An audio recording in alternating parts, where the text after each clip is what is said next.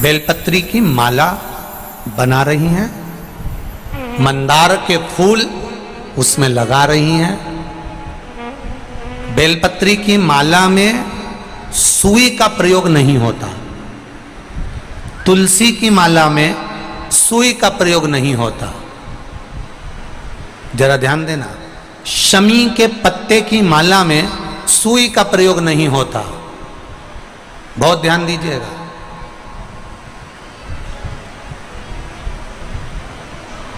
तुलसी की माला में सुई का प्रयोग नहीं होता, बेलपत्री की माला में सुई का प्रयोग नहीं होता, शमी की माला में सुई का प्रयोग नहीं होता, आंवले के वृक्ष की पत्ती की माला में सुई का प्रयोग नहीं होता, पीपल के पत्ते की माला में सुई का प्रयोग नहीं होता, बड़ के पत्ते की माला में सुई का प्रयोग नहीं होता। थोड़ा ध्यान रखना इस बात के लिए, इसमें सुई नहीं लगना चाहिए, इसमें सुई का प्रयोग नहीं होता। अब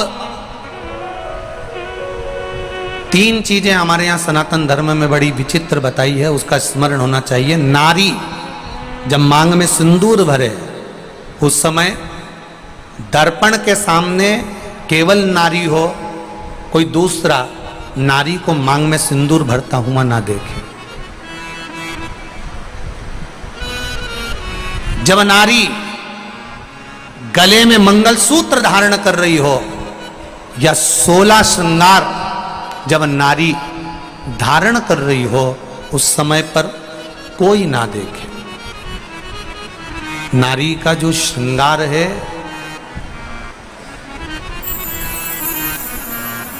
एक विवाह के समय पर और एक मृत्यु के समय पर। सौभाग्यवती नारी का श्रृंगार दो जगह पर भले सर्व रूप में देखा जा सकता है, क्योंकि बाराती सब बैठे रहते हैं और दूल्हा मांग भरता है, बाराती सब बैठे रहते हैं और दूल्हा मंगलसूत्र पहनाता है, सब लोग बैठे रहते हैं और पांव में बिछुड़ी दबाई जाती है, सब बैठे हुए हैं, मांग का सिंदूर भरा रहा। और एक अखंड सौभाग्यवती नारी जब जाती है तब सबके सामने सब खड़े हैं और पति अपनी पत्नी को मांग में सिंदूर भरकर आखिरी में भेज देता है, भेजता। ये दो, पर इसके बीच में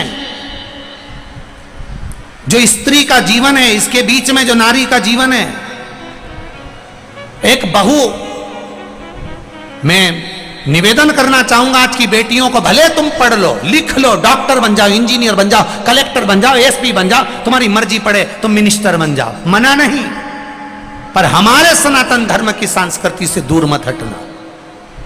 मुख में हिंदी, माथे पर बिंदी, ये मेरे भारत के सनातन धर्म की निशानी आपके भीतर होना चाहिए।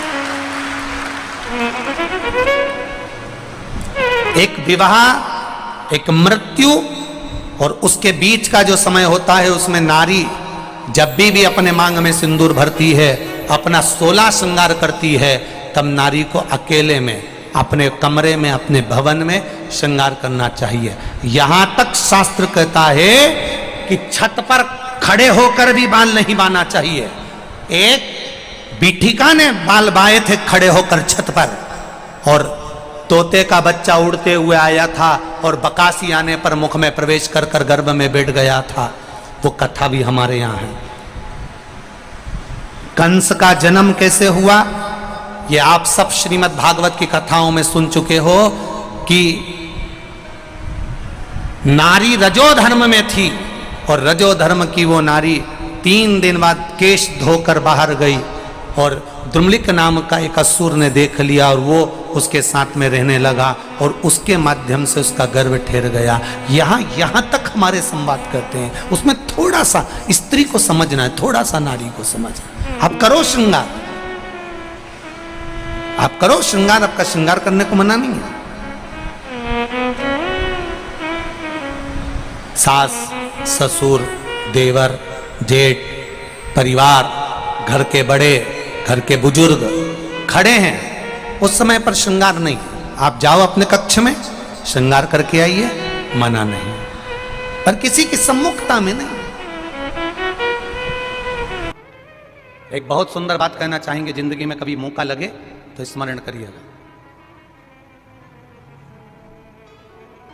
जिसको ब्रेन का ट्यूमर हो जाता है, माथे में कहीं खून के चकते जम जाते हैं, उस व्यक्ति को कपालेश्वर महादेव का दर्शन नासिक जाकर गोदावरी के घाट पर एक बार अवश्य करना चाहिए।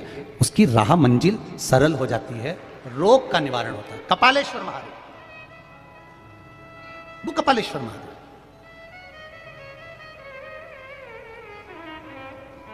कपालेश्वर महादेव का दर्शन किया, भगवान शिव वहां पर विराजमान हो गए। वर्णन आता है, देवराज शिवजी का स्मरण करा, शिव धाम को चले गए।